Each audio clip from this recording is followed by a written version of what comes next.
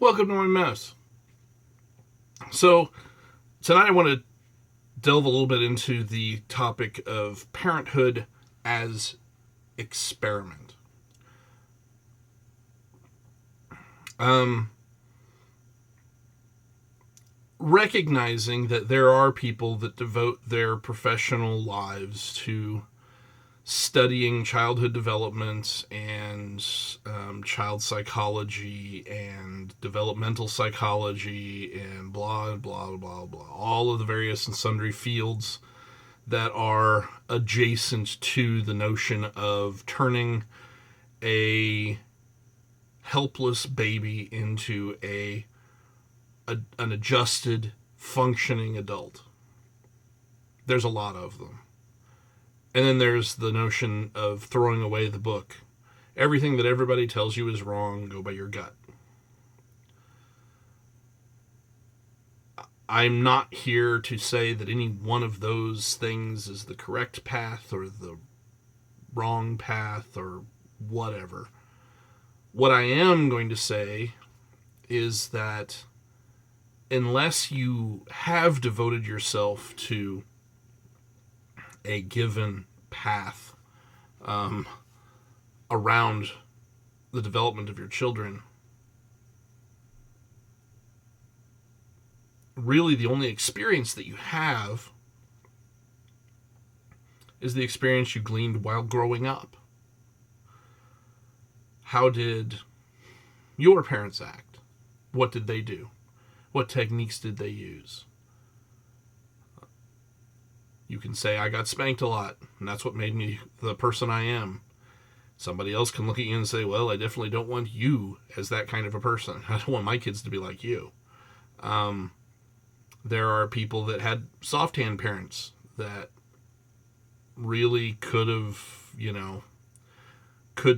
have grown up thinking that because the kid down the street that got spanked regularly was more successful, that maybe their parents led them astray. I don't know. I'm a parent. I was a child. I had parents. I heard stories about how my parents' did things. I heard stories about how my grandparents' parents did things. All of that was internalized and became part of the parent that I am. I also kind of want to not be the Victorian father.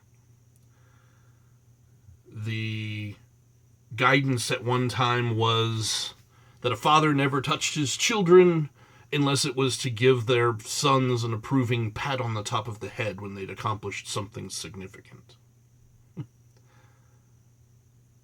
My kids are very sensitive. I think that my kids are...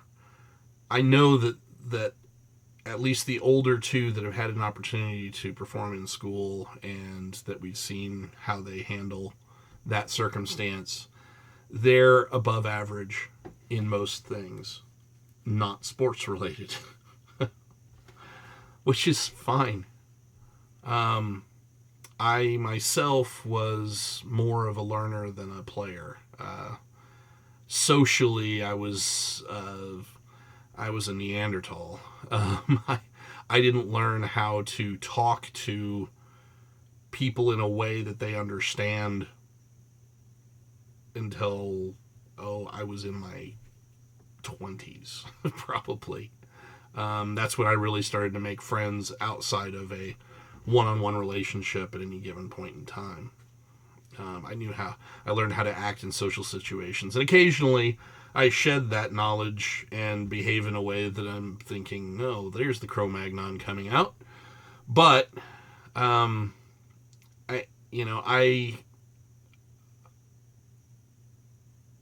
didn't like, when I was growing up, being forced to do things. I was forced to play soccer, baseball, play violin far longer than I needed to.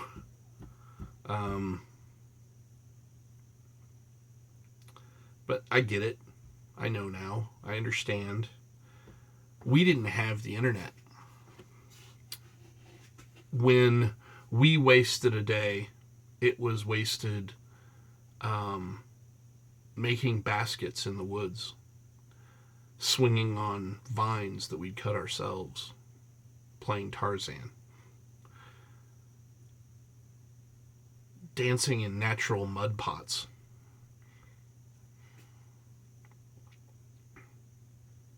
eating plants that we were pretty certain were onions. That's the sort of activities that I had when I was a child. And occasionally I'd get pulled out of those so that I could go play on the worst slow pitch softball team in the entire league. Well, what do? Do you let your kids experience a childhood that you can't even fathom? A childhood where at any point during the day you can call up your favorite cartoon and watch it? When we would have to wait until Saturday morning and get up early and watch cartoons until, the adult shows started taking over around noon, hoping that our favorite Bugs Bunny would come on. Oh, this is the one with Elmer Fudd when they're doing the Barber of Seville. They don't have that experience. They don't know what it's like to have to wait for what they want.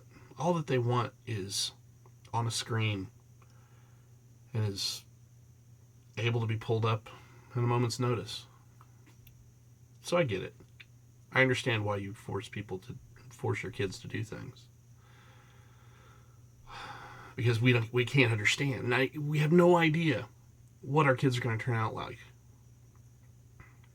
We can see the procrastination that we ourselves had, but it's magnified by 10,000 because instead of staying up late at night listening to the radio to hear their favorite song, they just put it on loop and listen to it over and over again. So experimentation, part 1. I'm sure I'll return. But the experiment for me is to do the things that I promised myself I wouldn't do. And that must be what being a parent is about. You're a scientist and you're trying to make the best guess and let the experiment run.